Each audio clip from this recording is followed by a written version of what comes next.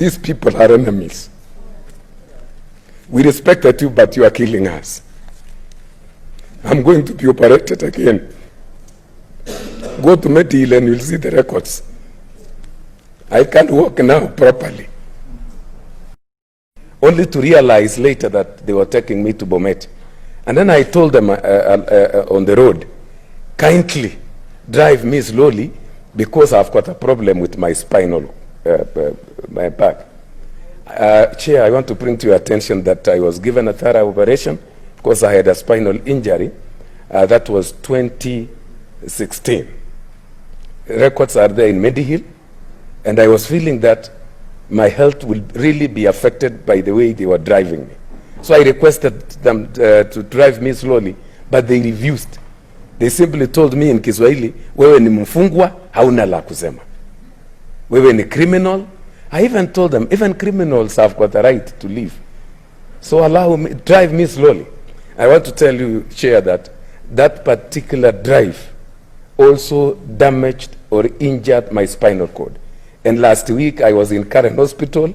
I took a RMI and the X-rays, and the same problem has reoccurred. So I've been booked again for an operation in 2 weeks.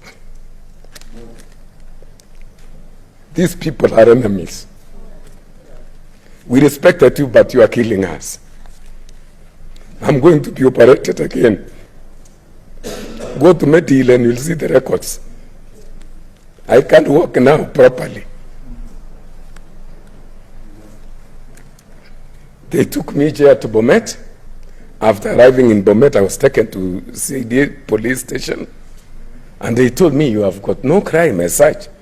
But I think we have thought, and we have thought wisely, that I think there was a time that you took 200 Kipsigis young men to Olbosimoru, a place I've never been. I only hear, administered an oath, and they killed 30 Maasais. Worst of it is what they told me when we were in Narok. They told me, can you see this Narok for the last time? Because what we are going to accuse you of, you'll never step in Narok. These people will kill you. And today I want to tell you, Chair, when I'm traveling home, I fear stepping in Narok because they know me, and what I was accused of is so dangerous. So I've been traveling through Nakuru, Kericho, and then Bomet. You see the damages that these people can cause to some of us who are innocent. I was not even given time to record a statement. They just read something to me, and then they told me, if you have accepted, you sign. And then I read about it, and then I signed. They told me it is just an allegation. We have not done any investigation. We shall do it and give you a report later. So that is what they did to me.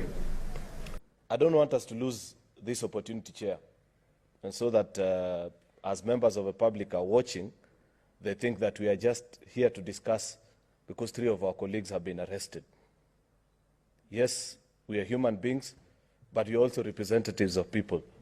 And therefore, this session will be more fruitful as we seek answers for our 3 colleagues, if we also make it a more meaningful engagement, if we can try and achieve something better for our country with these 2 public officers that are before us.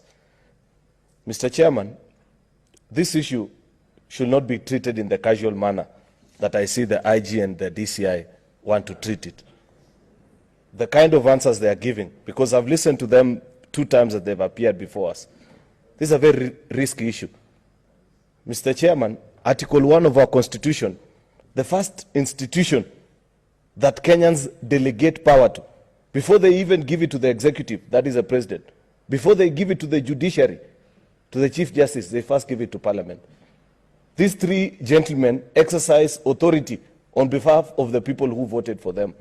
And for anybody to use the authority of a public office, such as your office, to prevent them from exercising that mandate is a very serious violation of our Constitution.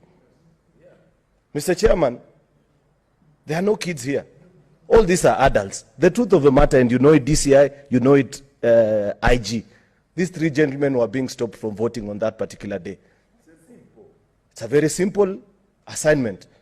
The answers that you have refused to give us for the last 2 times that you've come before us is why and who gave the instructions. Article 245 of our Constitution, IG, I'm serving my 2nd term in Parliament. I've read answers of 2 IGs who've come before this House for vetting. Yours were the most brilliant.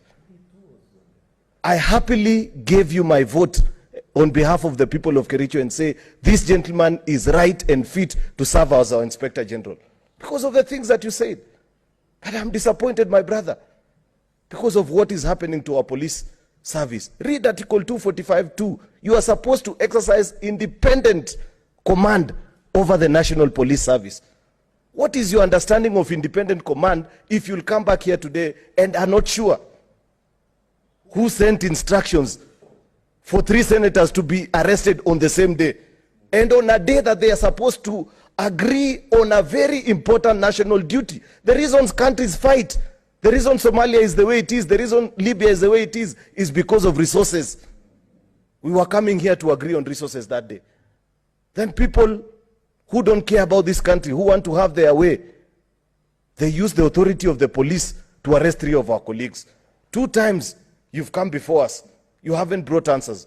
Mr. Chair, I want to request that the route proposed by Senator Dulo is the correct route. That let these 2 gentlemen leave today. Let them come back with substantive answers. And I want to request, Chair, that let it be a written response to the questions that these people are asking, so that we discuss a written document that even has policy issues, like Senator Omogeni is saying, so that we want to know what is your policy on the issue of arrest. How difficult is it to summon Kenyans to come to your police stations? Why all this drama? Kenya is a poor country. We can't even pay salaries. We are borrowing 1 trillion these financial years, yet you can send 20 lorries to go and arrest a single MP who you can summon. It's waste of public funds, Mr. IG. That's not good use. That's not prudent use of the resources that have been put under you. Finally, Chair,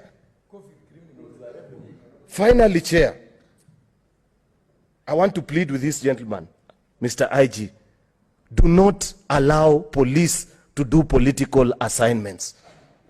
There's a history to that. 2007, because you are not a stranger in this country, police were burnt in Kisumu, GSU, and AP officers. Because over time, people had been used to police executing political assignments. The minute a police officer loses the authority of the crown, they'll be regarded like criminals. Please, I plead with you. Exercise independent oversight, independent command over the police.